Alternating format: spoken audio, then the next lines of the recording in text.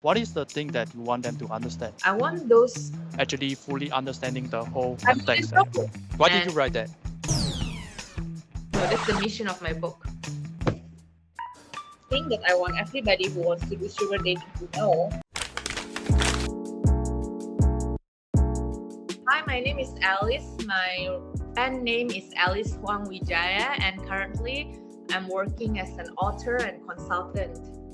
I just published my first book titled The American Dream by Alice Huang Wijaya with Penguin Random House. And yeah, you can find it in Kinokuniya's close to you, and also the Amazon link is out. The Kindle Amazon link is out. What got you started to want to write about this book? What was like the earliest context that I need to know that got you into the book? Oh, I've known my alphabet since I was before 5, and I've started reading since I was 5 years old. And then since 6 years old, I was writing fiction.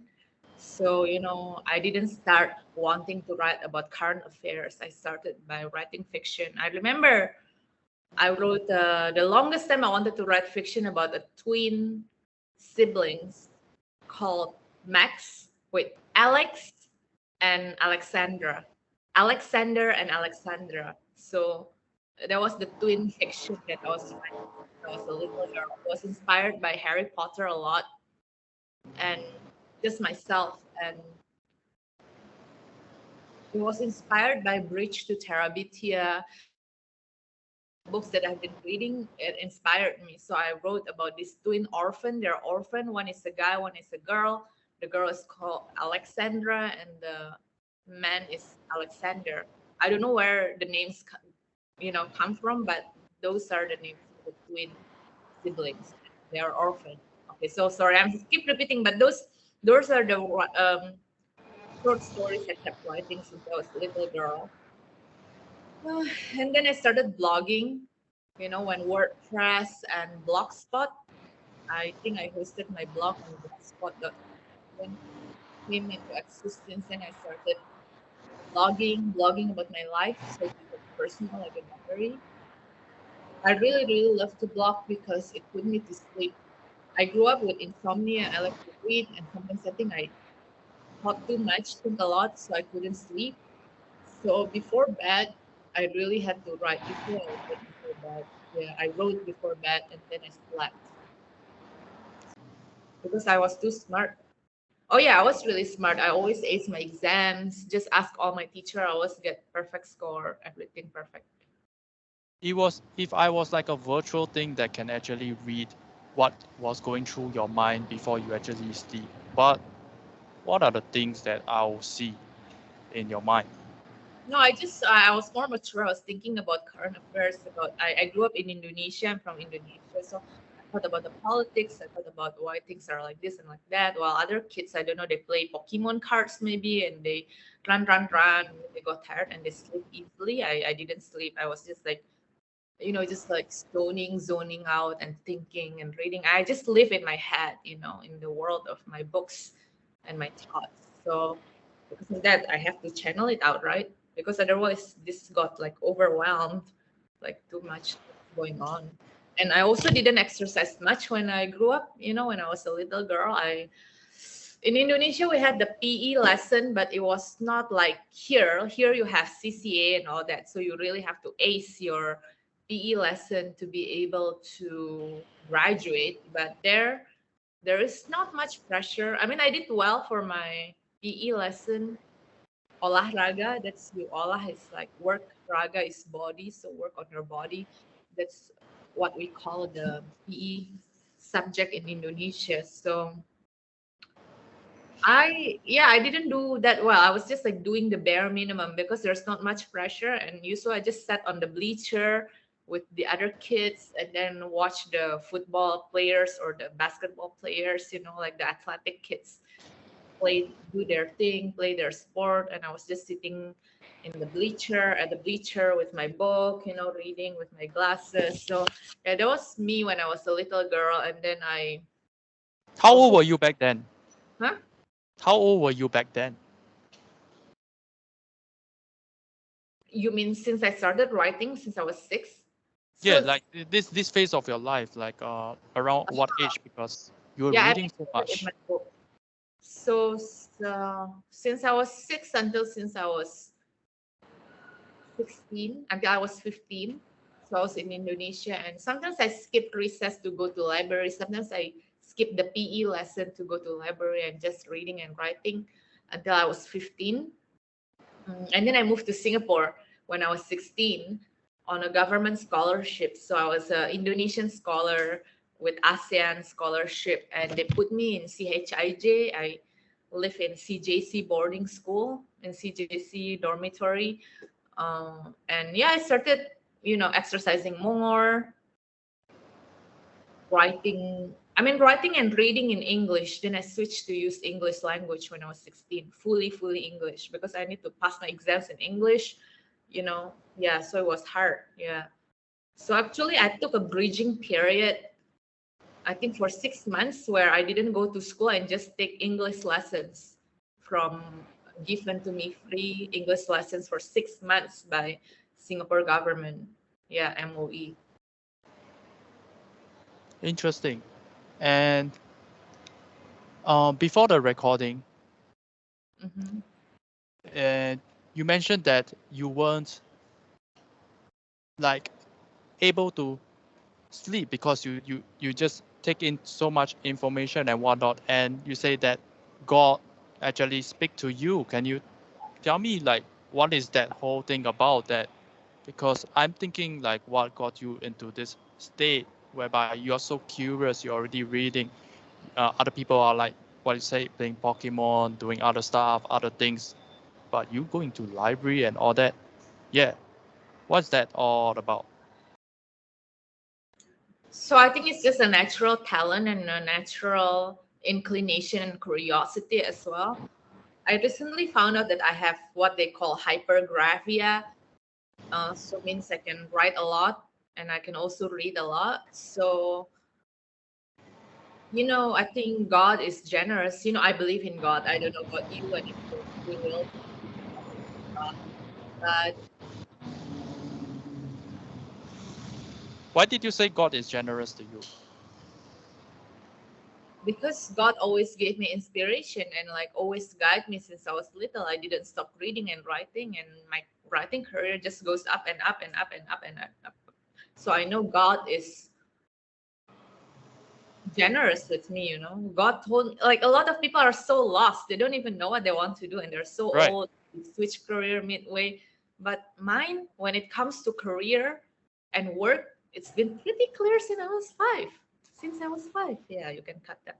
Yeah. So I think I was very lucky and blessed because of that. Because while me, I just kept writing. You know what? I switched is the language. First, I wrote in Indonesian. Now I write in English because English is most widely used, and I think it's gave me an achievement, of a thrill of achievement when I can ace the English language. So yeah, so that's why I feel like God is generous. Sorry, I say God so many times, drinking to God, but it's What really what like what really has like, God given you? huh? What has God given you? Yeah, giving me like the very clear guide that I need to write, I need to tell my story. So when it comes to work and career and school, God is very generous. I got to Harvard, I got the scholarship with MOE, I got to CHIJ Topayo, I got to ACS Independent, which is, the best IB school in the world. And then I got to Harvard, the arguably the best university in the world. All through my writing, and then I published a book at the age of 32, and I have like four more in the pipeline. This is the second one. So yeah, when I look back, I think God is very generous in this sense and tell me where to go next, always in my career. But throughout my 32 years of existence, I always, before this year, I always thought that God was bad to me when it comes to love. I thought like, Why is that? everybody else has it so easy because I always had heartbreaks, growing up. I feel like my love life was never good. I felt like people abandoned me. I feel like nobody fight for me hard enough. I feel like nobody remember me. They just want to, like Taylor Swift song. She goes on too many dates, na na na, but she can't keep make them stay, na na na. So that was my story for the longest time, sitting in a bleacher, like what our song, like about just sitting on a bleacher watching the athletes play and like feeling like you're nerdy, you're not lovable, you're not pretty enough, like the cheerleaders. So that was my story for the longest time, even at Harvard. Yeah, until this What year. So this year, suddenly I realized God has been really good to me in my love life as well. I just didn't want to see and didn't want to acknowledge how good God is to me in my love life. you said that love was hard for you. What happened that make you think that way? Yeah, so that's a good segue to reintroduce my book again. So this book Right. is actually, I would say this is a book about Harvard, but this is also a book about love. There are so many different forms of love being discussed in this book. Love being the protagonist's parents. The protagonist is called Cassandra. Yeah, should I introduce to you what my book is about first? Definitely, please go ahead if that is the thing that you want to talk about. Yeah, this book is the story of two Harvard University sugar babies who conspired to help the suicide of a wealthy elderly benefactor, a sugar daddy, so to speak, in exchange for a lifetime's worth of promised inheritance. Casey was an international student at Harvard, the most prestigious university in the world. She was shy and observant, yet underneath her quiet disposition was a desire to experience the world to the fullest beyond her traditional boundaries and limitations. One fateful night at the university campus, a free spirited daredevil student from the extension school named Zanetta came into her life, and they became fast friends over the next 4 years. In the spring semester of Casey's senior year, Zanetta disclosed to her that she was looking for a partner in crime to consort with a wealthy elderly benefactor who planned to kill himself in a year's time. In exchange for companionship and assistance in the suicide process, they would inherit all his assets and properties after his death. That's the story. So but in the story itself, there will be flashback to Cassandra's childhood to explain and to show the reader why she had that philosophy and attitude in life when she was in college. So it's about her past trauma, her past love life, her past disappointment that pushed her to be who she was in this book as Cassandra here, and why she would even consider sugar dating. A lot of girls wouldn't do it. Why? A lot of girls now do sugar dating. Why? It's the difference is all in the psychology. So that's why a lot of people, when they read this book, they if they don't want to read this book, I think they are making assumption and judgment about sugar babies or sex workers. Whereas this book is really about understanding the psychology of love. So this book is not easy to digest. Not everybody will be curious enough or will be perceptive enough or will be insightful enough to read this kind of book. But honestly, this is the kind of book that I would read myself. I've known writers read who wrote books with similar themes, and I always buy and always read. So, but not every girl can relate to this book or feel called to read this kind of books. So be it. But if you feel like the American dream and the topic and the story intrigue you, then that is the sign from God for you to take a copy and read it.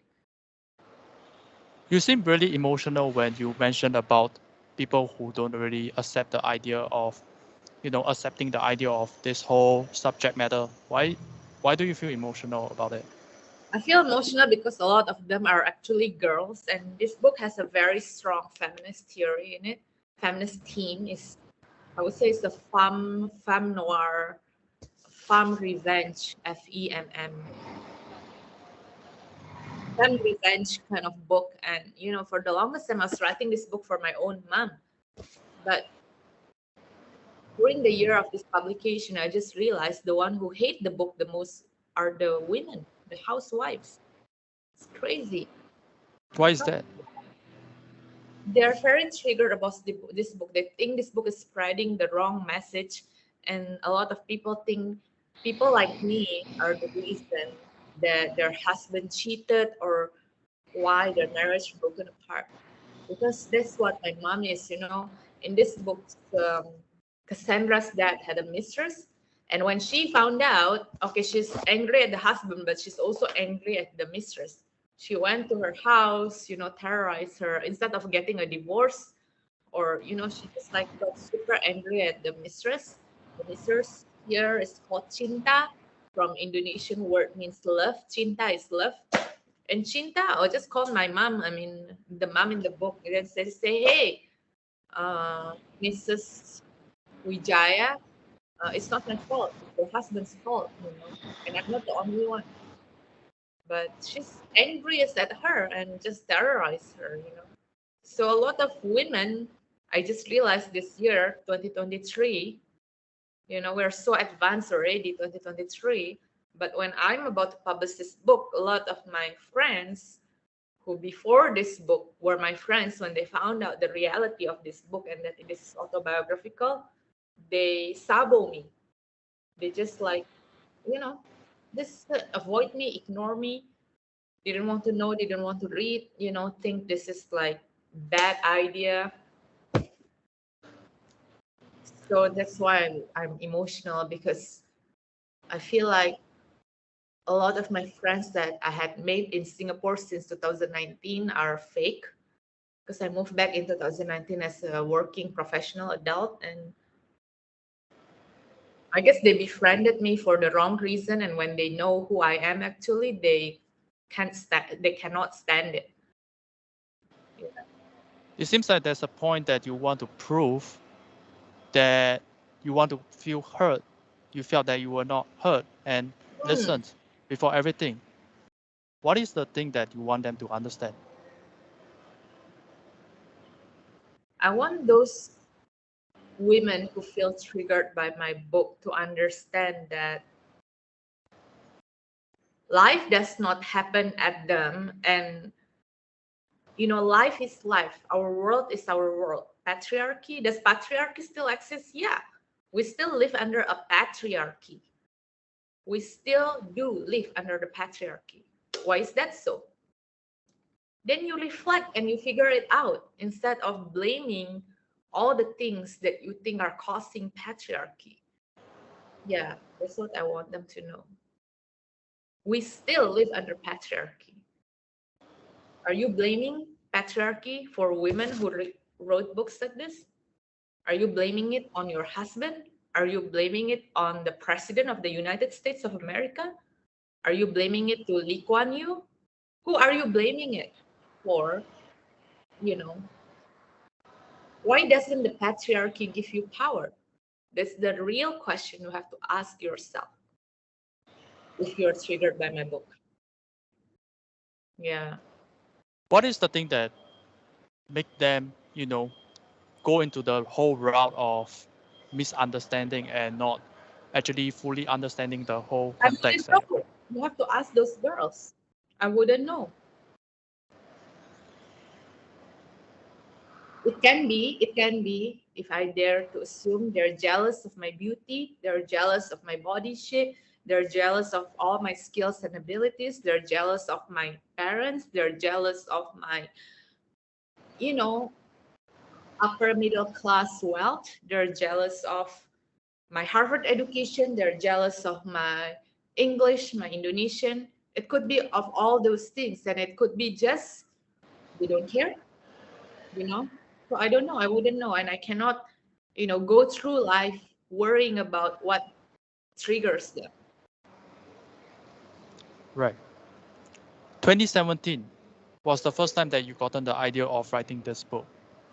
Mhm. What sparked the interest that make you do that?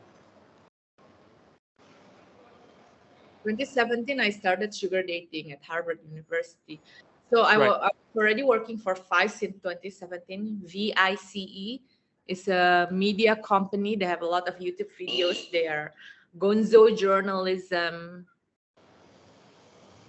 media company. You know, Gonzo journalists are those kind of journalists who write about their own experiences. So I worked for them, and then the editor gave me an idea to try sugar dating. So I started doing it initially, maybe for a research or an article.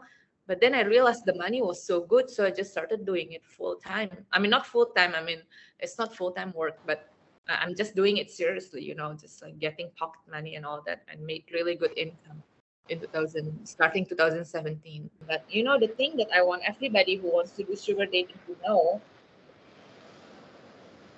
I always check with the sugar daddy whether they're married or whether ethically I can sugar with them.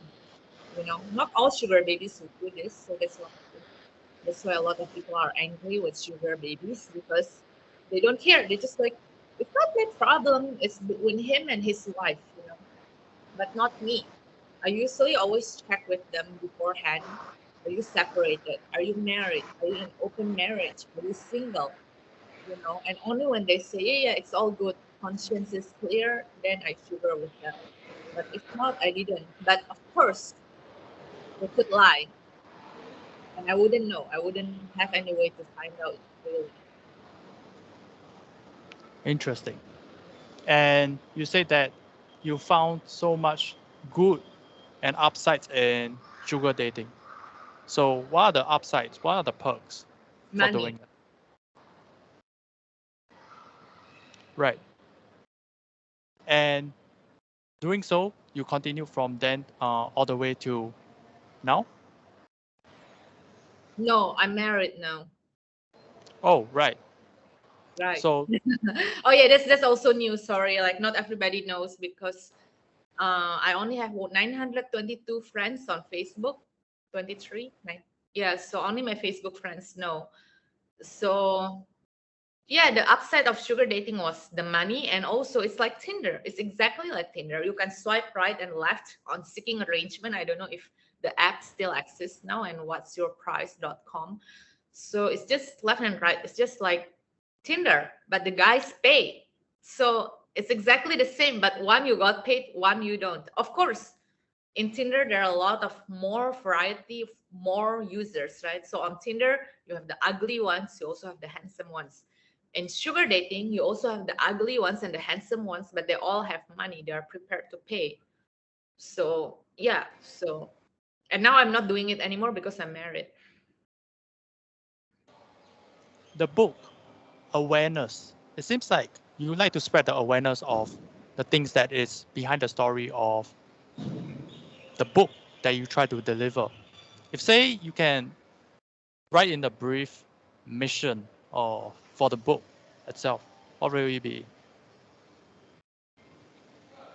Okay, the mission of the book is never give up on love. Never give up on love. Never give up on love. Yeah, love is the way to be. Never give up on love. Parents, thank you for never giving up on each other. So my parents never divorced. Yeah, so they never give up. And the books end with a sad ending, but it's actually there's continuation to it.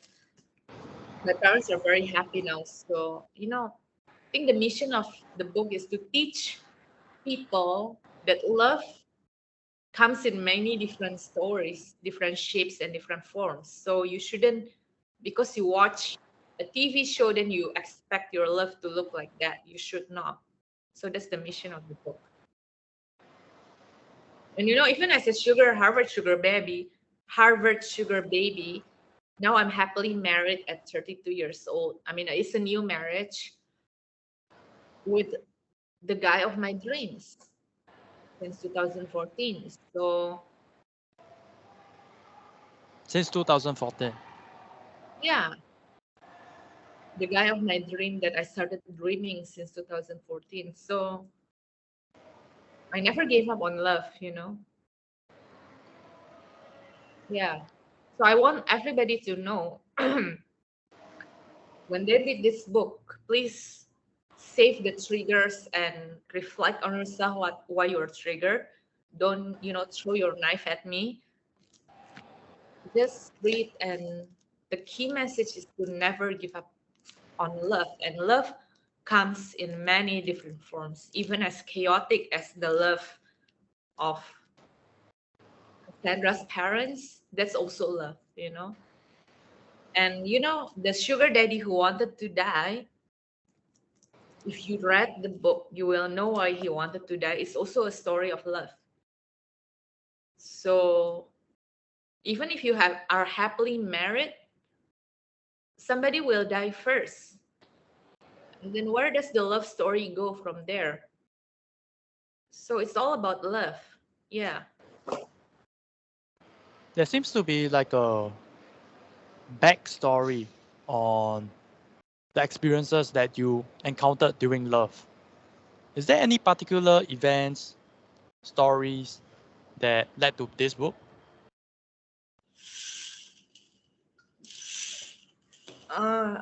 2017, I told you sugar dating was the first time. And my parents' love story. It's because when I Your grew up, parents' love story. yeah, I saw like I grew up in a less than ideal household when it comes to parental love. The love that I witnessed growing up was horrible. It's just horrible. They keep fighting. My dad had mistress. My mom was miserable. They throw glasses and curses at each other. And that was the love that I knew growing up. That was what is programmed into my brain and my heart growing up. So I thought this what love feels like. And then that's also the reason why I did sugar dating, because my dad had sugar babies. So it's all about love. Witnessing them, I believe it's a very young age that you witness your parents quarreling and stuff. How has that, like, in hindsight, how has that affected how you look towards love after seeing all those and then bringing it forward to your love life? Yeah, so when I grew up, my dad also abandoned me a lot. Even when I was in hospital, when I was born, my dad was not there. So my mom did it herself because my uncle got into a gang fight. So my dad had to be with the uncle, and he prioritized the uncle and his own mom, my grandma, rather than going to the hospital to see me. So even since I was 1 day old baby, my father abandoned me in the hospital. So there's an Electra complex, right? Usually, girls will find guys who resemble the father.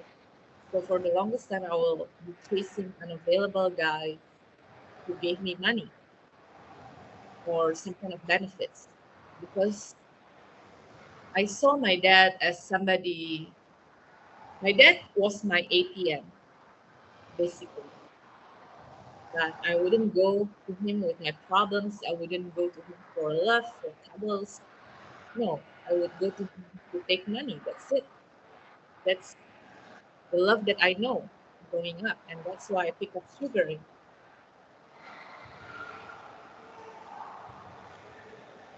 Right. And it seems like those days were very dark for you. If I was a fly, a virtual fly on the wall, what would I have seen? Mm. Well, I don't know you, but if you were a nice fly on my wall, you would have said like Alice, don't find a man who is like your father.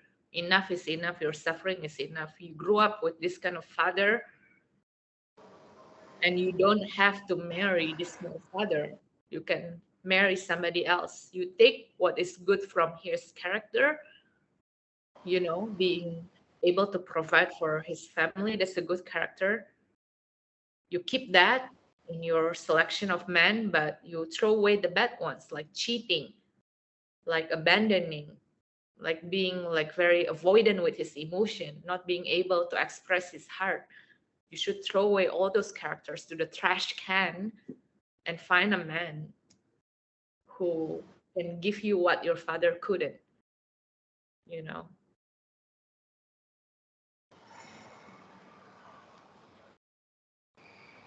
And that at that point of time, if you were to be able to receive some sort of help, like if you were to receive any sort of help, what sort of like help would you want to get? The Alice who is the younger days, what you wish for? Hmm. I don't know because no, I have this book. I really don't Right. need any other help. I think if somebody had helped me back then and interfere, then this book wouldn't be written and wouldn't be published today. So I won't be here today. So zero regrets. Like I wouldn't want somebody, if you invented a time machine and then go back to 2016 to tell me to give me help, come maybe be my boyfriend in 2016, then I wouldn't want that because then I wouldn't be here today with this book and this box of book, you know. So yeah, You wouldn't change a thing. yeah. Thanks for the offer though, but no, yeah, I'm good now. Amazing. Don't forget to follow my Instagram, Alice Project Wonderland. That's ALICEPROJECT Wonderland. No space on Instagram, and find out on the link on Instagram where to purchase my book. There's the Kinokuniya bookstore description, and then there's also the Amazon Kindle. And if you like my writing, you can also subscribe to my Substack. I also have a Substack that's I'm going to, run again soon, very soon. All right. Looking forward. Alice, thank you. Thank you, Jackson. Bye bye.